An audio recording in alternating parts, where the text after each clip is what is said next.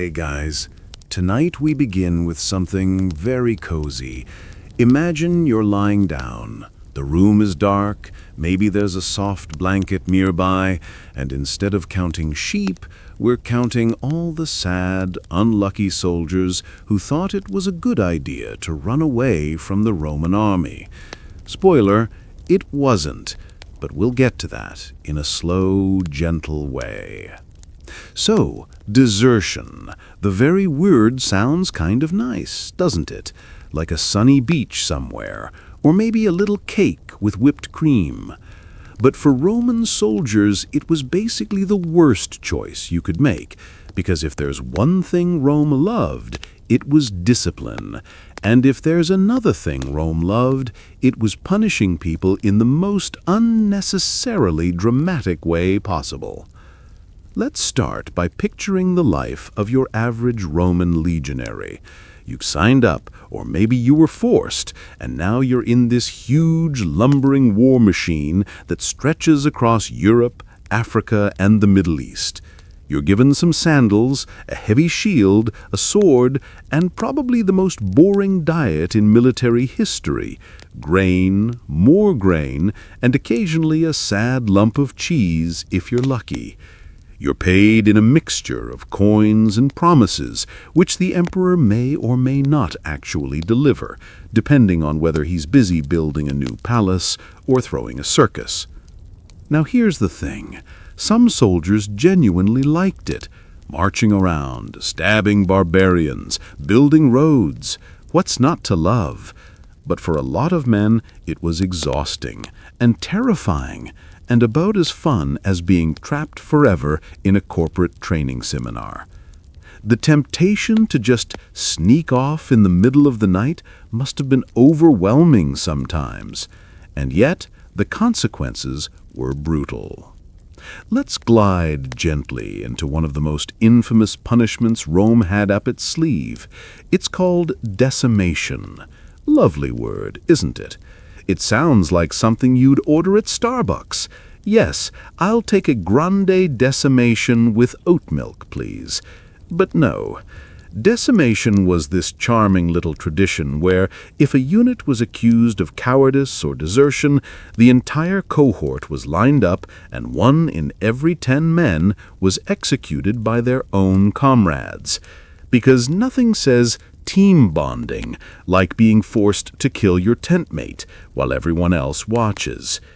The idea was that fear would glue the survivors together.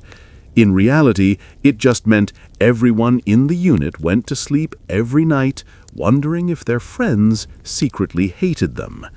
Roman generals loved this trick because it made them look tough, but of course it was about as practical as setting your own shoes on fire to prove you're serious about walking. Still, for soldiers thinking of deserting, the threat of decimation loomed large.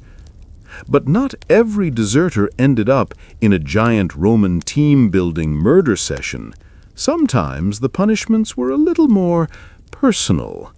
If a single soldier was caught, the penalties ranged from flogging to being branded on the face to execution in all kinds of inventive ways.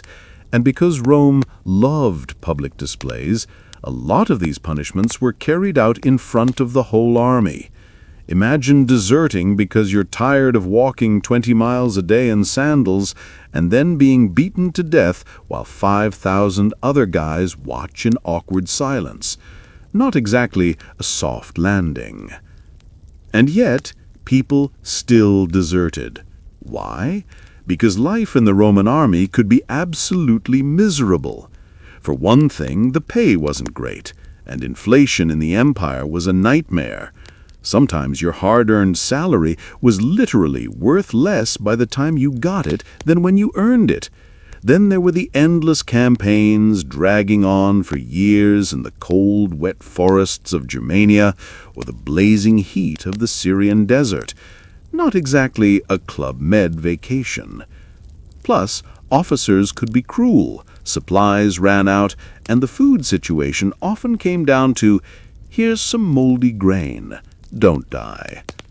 Add in the constant possibility of being stabbed, shot, or trampled, and you can see why the thought of slipping away in the night might cross your mind, especially if you thought maybe you could go home, hide in a village somewhere, and live quietly with your family.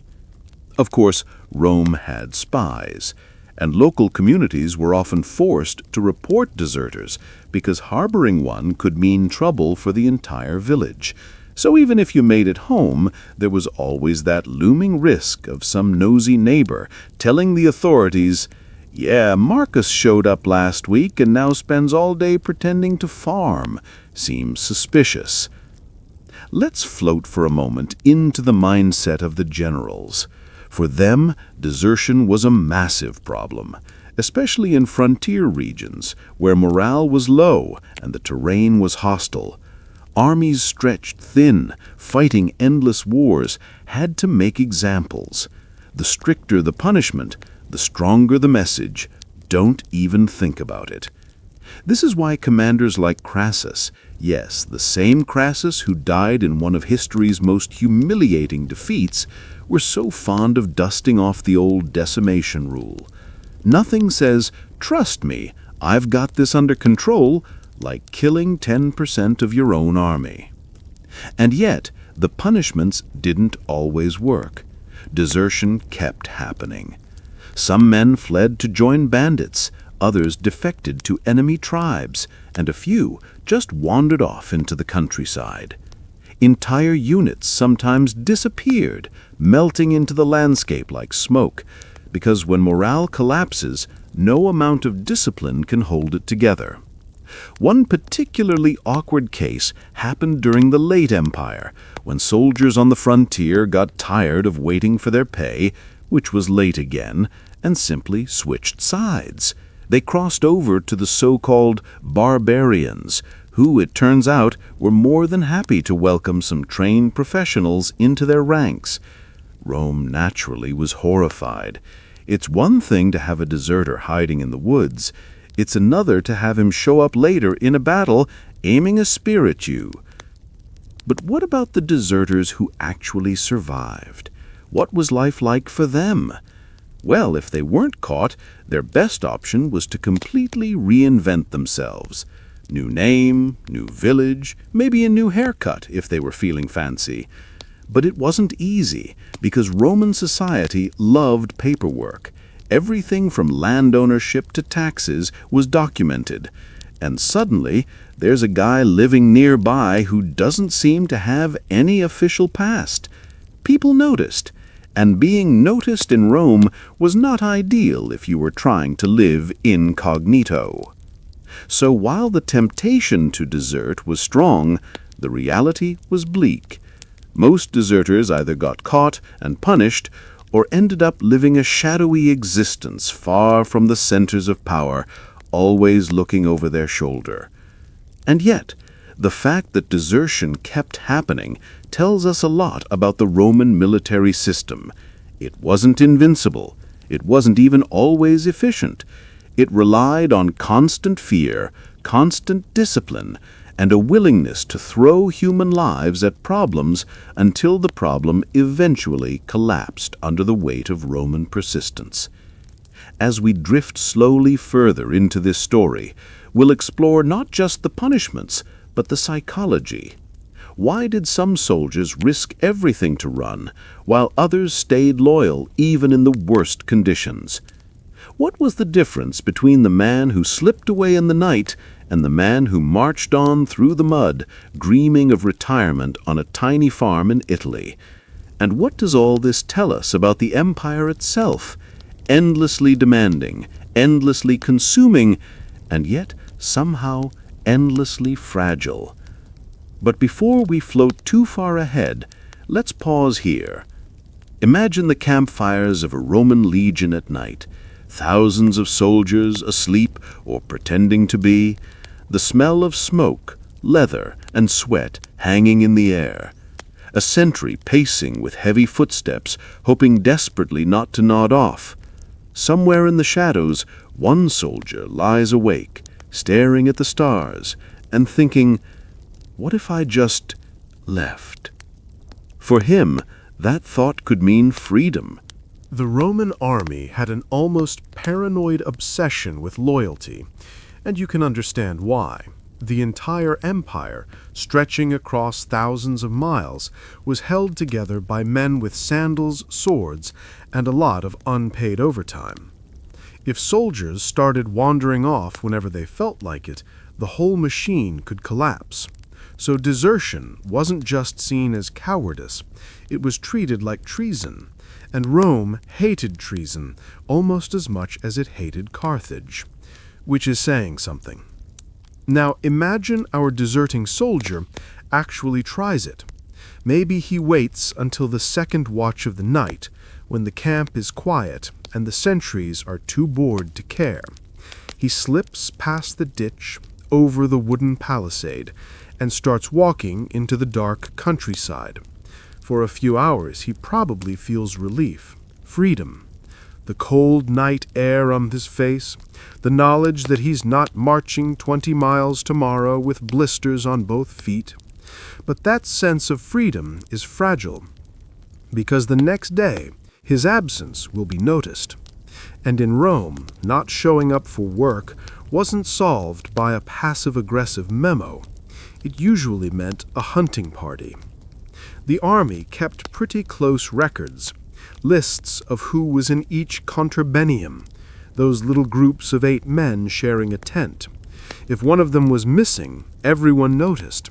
And in Rome's brilliant system of collective punishment, sometimes your tent mates could suffer for your disappearance, which really encouraged them to help you back into camp if they found you. So our lonely deserter might not just be running from officers, he could be running from 7 very angry ex-friends who didn't want to get whipped because he couldn't handle another march. But let's zoom out a little. Desertion wasn't just an individual problem. Entire groups sometimes tried it. During the late Republic, for example, when politics in Rome were basically one long reality TV feud, soldiers often deserted one general to join another. If Caesar was handing out more bonuses than Pompey, well, loyalty suddenly looked very negotiable. Armies became less like disciplined machines and more like giant mobs of mercenaries choosing whichever warlord offered the better retirement plan. And this made commanders furious. Losing men to the enemy was one thing. Losing them to your political rival back home was humiliating, which is why punishments escalated. Decimation, flogging, crucifixion, Rome loved to make examples out of people. Sometimes deserters were even executed in theatrical ways, just to drive the point home. Being thrown to wild beasts wasn't just for criminals and Christians. It occasionally included unlucky soldiers who tried to run. Because nothing says "don't leave" like watching your colleague get mauled by a lion during the lunch break at the amphitheater. But of course Rome wasn't entirely inflexible. The empire was practical when it had to be. Sometimes, if desertion was happening on a large scale, commanders tried softer approaches.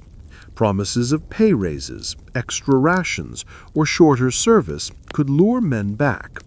Not always, of course, but enough to keep the machine running. A carrot-and-stick approach, though usually the carrot was moldy grain and the stick was an actual stick. One of the most notorious examples of desertion panic comes from the reign of Emperor Augustus. Yes, the same Augustus who liked to present himself as the calm, fatherly figure of Rome, guiding everyone into a golden age. Behind the scenes, though, he was obsessed with military discipline. He issued laws making desertion punishable by death, but also dangling small rewards for men who reported runaways. Basically, he turned soldiers into each other's babysitters. Imagine being in a legion where every time you sneezed, your buddy wondered if you were about to bolt and whether he should tell the centurion for a bonus. Very cozy. But if we float further forward in time, into the later empire, the problem got even worse. By the 3rd and 4th centuries, Rome was stretched thin. The borders were crumbling, the economy was in chaos, and emperors were rising and falling faster than you could memorize their names. Soldiers often went unpaid for months, even years. At that point, desertion wasn't just a temptation, it was almost logical. Why fight and die for an emperor who might not even be alive next month? Some soldiers deserted and went into farming. Others joined bandit gangs, and many, as I mentioned earlier, simply switched sides and fought for the so-called barbarians, which made things extra awkward for Rome later, when those barbarians marched on the empire with armies that suspiciously looked like ex-Roman legions. Now, if you were caught deserting in these later centuries, punishments could be creative. Some sources mention branding on the forehead, which is both painful and convenient. Everyone immediately knows you're a deserter, and you get to live with that mark forever. Others were executed in particularly humiliating ways, stripped of armor, paraded in shame, and then killed. Rome had a flair for the dramatic, even when running out of money. But here's the really sleepy thought. Despite all this cruelty, desertion never stopped, which tells us something very human. No matter how many punishments, no matter how much fear, some men just couldn't take it anymore. The endless marching, the endless wars, the endless waiting for a paycheck that might never come, it broke them. They weren't heroes, they weren't villains, they were just tired men who wanted out. And in that way, their story feels oddly modern. Who hasn't fantasized about walking away from a job that feels unbearable? Of course, for us, the worst consequence is maybe a stern email. For them, it was crucifixion. Perspective, I suppose. Let's drift over now to one of the most famous cases of Roman desertion, the disaster at Carrhae in 53 BCE. Marcus Lignius Crassus, the richest man in Rome and part-time disaster magnate, marched his army into Parthia and got utterly destroyed. Tens of thousands of soldiers died, but many simply ran. And the Parthians, being practical, didn't waste good manpower. They took those Roman deserters and put them to work as mercenaries. Some historians even believe they marched them all the way to Central Asia, where they eventually settled. So somewhere out there, far from Rome, were little pockets of Roman deserters living out their days as farmers or mercenaries in lands their commanders couldn't even pronounce. That's one way to avoid decimation, I suppose. Just move to another continent. There's also the case of soldiers deserting during the Gothic Wars in the late Empire. The Romans were fighting endless battles against the Goths, and morale was practically non-existent. Whole units deserted to the enemy. And again, the Goths welcomed them. Why not? Free soldiers, free training, free weapons.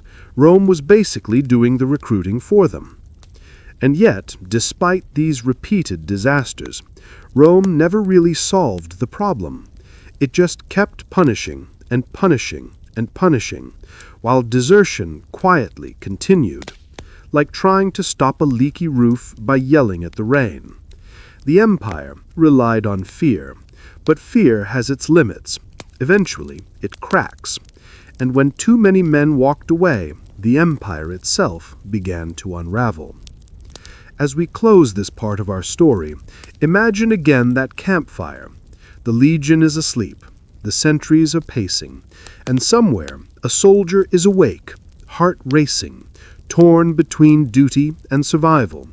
He knows the risks, he knows the punishments, but he also knows that if he stays, he might die in some meaningless skirmish, never see his family again, and never taste freedom. And so he takes a step into the shadows, and then another. And Rome, in all its power, cannot quite stop. So we've walked alongside the lonely deserter. We've watched entire units crumble, and we've listened to the empire grumble endlessly about loyalty. But let's float a little further into this world and take a closer look at what desertion really says about the Roman psyche. Because the punishments weren't just about fear, they were about control. Rome needed its soldiers to believe that the army was bigger than them, that the empire's needs came before their own lives. And yet every deserter was a tiny crack in that illusion. Think about loyalty for a moment. Rome demanded it, celebrated it, carved it into marble. The loyal soldier was an icon, disciplined, obedient, marching in formation without complaint. But the reality was much messier. Soldiers were human. They got tired, sick, hungry. They missed their families. They watched incompetent officers waste lives in pointless battles, and they realized that maybe, just maybe, the empire didn't care about them as much as it claimed. That's when loyalty started to slip. It's easy for us, lying here in the calm dark of the modern world, to think of desertion as cowardice. But to those men, it was often survival. Staying in the army meant years of hardship, endless risk, and the possibility of dying far from home. Leaving meant freedom, or at least the chance of it. For some, that gamble was worth more than loyalty to an empire that treated them as disposable. Of course, Rome couldn't admit that. To the generals and emperors, desertion was weakness, a disease that had to be cut out before it spread, which is why punishments were so theatrical. Branding, crucifixion, execution in front of comrades, these weren't just about killing one man. They were about reminding everyone else what happened if you even thought about running. A kind of psychological theater, where the message was simple. The empire always wins. You will never get away. Except, of course, people did get away. And that's the quietly embarrassing part for Rome. Despite all the drama, desertion never disappeared. Men slipped through the cracks, vanished into villages, or joined the enemies. Some even carved out new lives far from the empire's reach. And in those stories, we see not just the cruelty of Rome, but its limits. For all its power, it couldn't fully control the hearts and minds of the people who fought for it. Now, let's float into the world of specific emperors, because some of them were downright obsessed with desertion. Take Septimius Severus, for example. He came to power in the late 2nd century during one of those chaotic moments when emperors were dropping faster than flies at a summer picnic. He knew that keeping the army happy was the key to survival, so he showered them with money, privileges, and rights. Desertion under him was still punished, of course, but he understood that sometimes the carrot worked better than the stick. A well-fed, well-paid soldier is less likely to wander off. Contrast that with someone like Valerian, the poor emperor who ended up captured by the Persians and used as a literal human footstool. Under leaders like him, desertion spiked. Soldiers could sense weakness. If your emperor can't even keep himself out of enemy hands, why would you risk your neck for him? The logic was grimly simple. Rome wanted loyalty, but loyalty had to be earned. And too often, emperors failed to earn it. Then there's the famous story of Emperor Gallienus, Valerian's son. He tried reforming the army, creating more mobile cavalry units to chase down threats. Desertion was a constant worry for him because the empire was unraveling on multiple fronts: Goths, Persians, rebellions everywhere.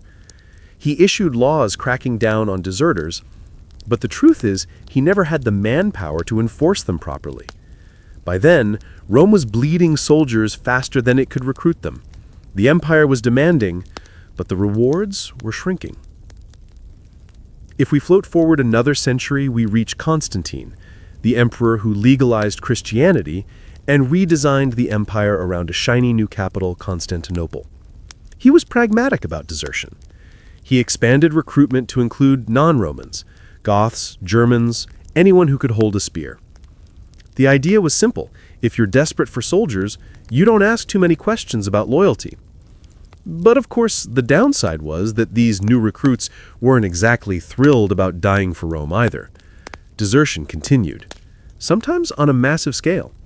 And Rome's endless hunger for manpower kept leading it into this vicious cycle: recruit outsiders, watch them desert, recruit more outsiders, repeat, until the empire collapses.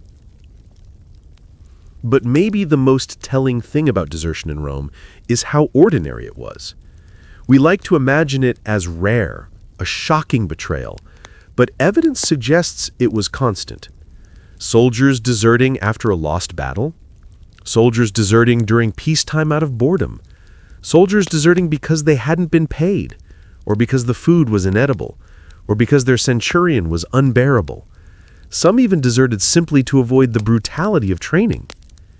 The army's answer to this was always more punishment, more fear, but never really addressing the deeper issue. And that's where we see the irony.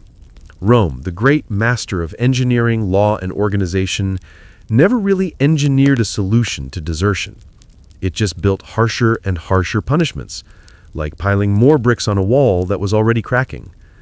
The system worked until it didn't. And in that failure, we glimpsed the slow unraveling of the empire itself. Now, let's float gently into a smaller, quieter detail. Imagine a deserter caught and dragged back into camp. The soldiers gather, forming a silent circle. The centurion reads out the charges. The punishment is announced. Maybe flogging, maybe death. And in that moment, the deserter isn't just one man. He's a symbol, a warning. The soldiers watching are supposed to feel fear. But what if they feel pity instead? What if in their hearts they think, I'd have done the same thing if I could? That silent thought, that unspoken sympathy, might be the most dangerous crack in Rome's military machine. And so, as we drift toward the end of this part of our story, let's think of desertion not just as a crime, but as a mirror. It shows us the gap between Rome's ideal and Rome's reality. The ideal was discipline, loyalty, and sacrifice.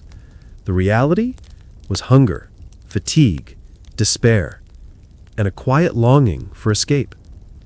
In that tension, we see the empire itself, mighty on the outside, fragile on the inside, always one step away from collapse. Now, as you close your eyes tonight, imagine those Roman camps again. Thousands of men lying under the stars, the sound of snores mixing with the crackle of dying fires, and somewhere, one soldier is wide awake, staring at the darkness, weighing his choices. Stay and endure, or leave and risk everything. It was never an easy decision, but it was a decision countless men made again and again across the long centuries of Rome. And in their footsteps, quiet and uncertain, we can hear the faint echoes of an empire slowly losing its grip. In the aftermath of Rome's greatest crises, deserters found themselves woven into stories that were half history, half cautionary tale. When disaster struck, such as after the crushing defeat at Cannae in 216 BCE, thousands of Roman soldiers simply scattered, terrified of annihilation. The Senate responded not by pitying them, but by punishing them in ways that would make sure no legionary forgot his oath. Those who fled the battlefield were not allowed to return to Rome. Instead, they were sent to Sicily and condemned to fight without pay, without supplies, and without the honor of carrying the sacred eagle standards. It was exile without exile, a living reminder that desertion stripped a man of his Roman identity. Others were forced to camp outside the city walls, forbidden from entering their own homeland, marked forever as less than citizens. This was Rome's genius in punishment, not always to kill, but to make men live in disgrace. Yet Rome was never entirely rigid. A deserter could sometimes earn his way back into the fold, though the path was brutal. In certain wars, desperate commanders offered pardons if deserters returned and fought with renewed zeal. But even this pardon was laced with humiliation. They were given the most dangerous positions in battle, often placed at the front lines where death was nearly certain, or sent ahead as expendable scouts into enemy territory. Redemption meant blood, not forgiveness. The logic was simple. A deserter could prove loyalty only through actions that risked his life. Some did, clawing their way back to honor, but most simply vanished, swallowed by foreign lands, hired as mercenaries by enemies, or lost to the silence of poverty and shame. The Roman state was also obsessed with symbolism. To desert was to tear yourself away from the lifeblood of Rome itself. Soldiers swore an oath, the sacramentum, binding their lives not just to their commander, but to the gods. Breaking that oath was not just treason against the empire, it was sacrilege. To the Romans, desertion was an unholy act, a betrayal of both the mortal and the divine order. This is why punishments were staged so publicly, so ritualistically. Executions took place before entire legions. Branding was done with ceremony, and decimation was always wrapped in the imagery of divine judgment. These were not just punishments, they were theater, harsh plays designed to scare men into obedience. Ironically, Rome's obsession with deserters created one of its darkest legacies, the practice of crucifixion. While often associated with slaves and rebels like Spartacus's followers, crucifixion was also inflicted on soldiers who abandoned their posts. To be nailed to a cross and left to die slowly was not just about killing, it was about spectacle. The crucified body, rotting in the sun, was a warning written in flesh to anyone who thought about running. A man who deserted Rome was transformed into an example, a living message to others. His suffering was the empire's insurance policy. But for all the terror and cruelty, desertion never truly disappeared. In every age of Rome, republic, empire, and decline, there were men who chose flight over duty. During the late empire, when invasions and civil wars ripped through the provinces, desertion became almost epidemic. Soldiers abandoned their posts not only out of fear, but because of hunger, endless campaigns, and broken promises of pay. In these later centuries, emperors resorted to harsher decrees, even punishing entire villages suspected of harboring deserters. Families could lose their land, communities could be fined, all because one soldier slipped away in the night. Rome had built its empire on the discipline of its legions, but as that discipline rotted, desertion became less an individual betrayal and more a symptom of an empire stretched too far. So what truly happened to deserters in Rome? Their fates were as varied as the empire itself. Some were whipped, branded, or executed before their brothers in arms.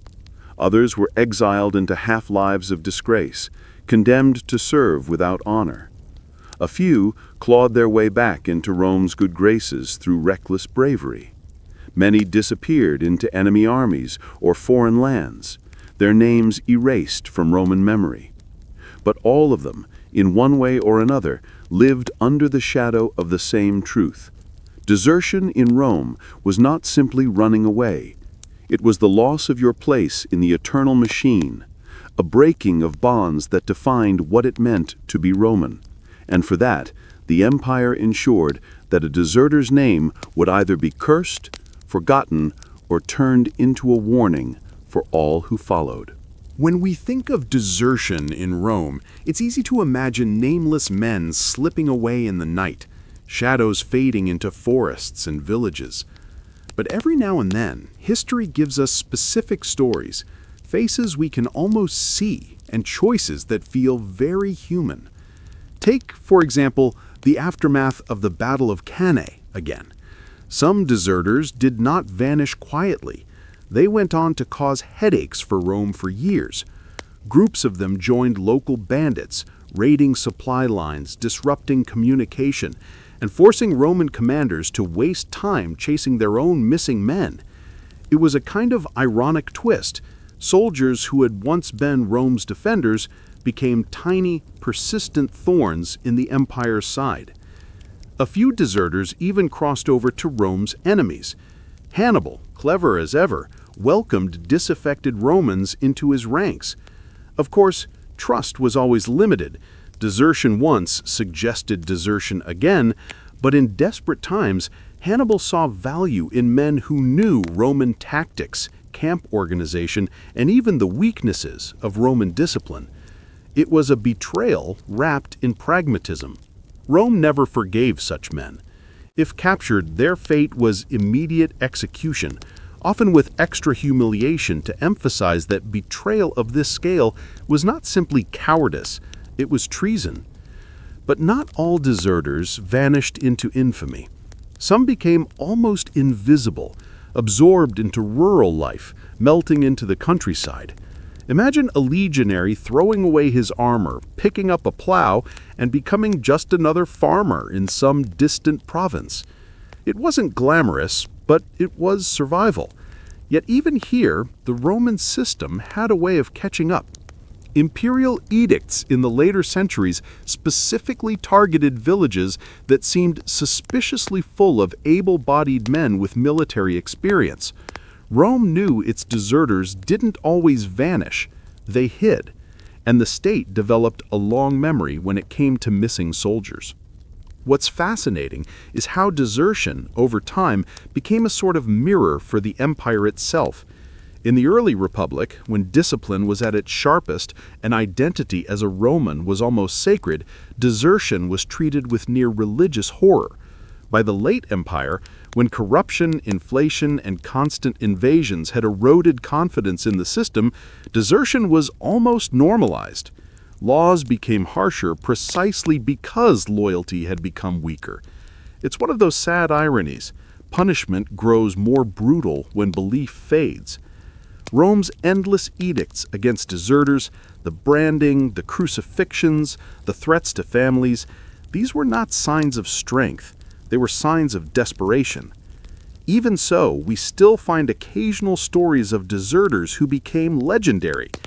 There are scattered accounts of Roman soldiers who deserted and then returned decades later, having lived among foreign tribes, sometimes even rising to leadership positions there. Imagine the quiet strangeness of a man trained in Roman camps, eating bread baked by legionaries, later wearing furs in a Germanic village, teaching his children Latin words alongside barbarian ones. Rome, in its vastness, always left cracks where human stories could slip through. And in the end, the story of deserters tells us less about individual men and more about the fragility of an empire that demanded perfection but lived in chaos. Desertion was never simply cowardice. It was hunger, exhaustion, disillusionment. It was watching comrades die of plague in camp while your pay was delayed for the 10th time. It was surviving one battle only to be told you were marching into another tomorrow. It was realizing that Rome might be eternal, but you were not. And when faced with that knowledge, some men simply walked away. For Rome, every deserter was a small crack in the wall of empire. Alone, they were nothing. Together, they were a symptom of decline. And so the punishments grew louder, more theatrical, more cruel, designed to frighten men into forgetting the obvious, that even the strongest empire in the world could not chain the human instinct to run. As Rome's empire aged into its late centuries, the problem of desertion became more than just a disciplinary nuisance. It became a structural weakness. The legions of the first centuries, those hardened, professional soldiers who built roads, dug camps with geometric precision, and carried their discipline like a badge, slowly gave way to armies filled with recruits drawn from across the provinces, sometimes reluctantly conscripted, sometimes bribed with the promise of land that never materialized. When loyalty wavered, so too did the old fear of punishment, and the Roman state, never one to accept weakness quietly, responded with laws that read almost like cries of frustration. Emperors of the later empire churned out edicts against desertion with such frequency that it's almost comical. They fined entire towns for harboring deserters, seized property from families, and even imposed collective punishments on villages. It was the Roman way of saying, if one man slips away, everyone pays. The severity of the laws was matched only by their ineffectiveness. The harsher the punishments became, the more often we hear of desertion in the sources. In truth, brutality only revealed the growing cracks in the empire. If soldiers were running, it wasn't always because they were cowards. It was because Rome itself was failing to hold their loyalty. In some cases, emperors tried softer methods. There were attempts to bribe loyalty by offering extra pay, citizenship, or privileges to those who stayed. But the empire's financial health was crumbling under inflation and endless wars. A promised bonus was rarely delivered on time. Desertion, by contrast, offered something immediate. Freedom from endless marching, freedom from commanders more interested in their own political careers than their men, and freedom from the crushing grind of imperial duty. Rome's old magic, the idea that to be a soldier was to be part of something eternal, no longer worked as it once did. And then came the Byzantines, who inherited not just Rome's borders, but its anxieties. The Eastern Roman Empire, as we politely call it, carried forward many of the same punishments. Branding deserters, executing them in public, confiscating family wealth, all of it remained on the books. The Byzantines, however, added their own flair, with punishments like mutilation. A man who deserted might be returned not only shamed, but physically marked, his nose slit, his hand cut off, so that he could never again take up arms. The message was clear. The empire did not just kill deserters, it erased their ability to be soldiers altogether. And yet, even with this cruelty, desertion persisted. Wars in the East against Persia, wars in the Balkans against Slavs, wars on the endless frontiers. It was the same pattern repeating. When conditions were unbearable, when supplies dwindled, when the cause seemed hopeless, men still made the ancient choice to slip away. Desertion was a constant, stretching like a thin, unbroken thread from the early Republic through the late Empire and into the Byzantine centuries. What's perhaps most fascinating is how Rome's obsession with deserters influenced later European states. Medieval kings, inspired by the Roman model, imposed harsh penalties on men who abandoned campaigns. Desertion in medieval armies carried echoes of the old Roman fears that the entire system, fragile and costly, could crumble if men chose self-preservation over duty. The branding, the mutilation, even the theatrical executions in town squares, all of these practices had Roman fingerprints on them. Rome had created not just an empire, but a template for military discipline that haunted Europe for centuries. So when we look back at deserters in Rome, we'll just see frightened men running into the night. We see the shadow of an empire wrestling with the limits of control. For every eagle standard held high, for every general claiming loyalty, there was always the whisper of feet slipping away, of soldiers deciding that no empire, however eternal it claimed to be, was worth their life.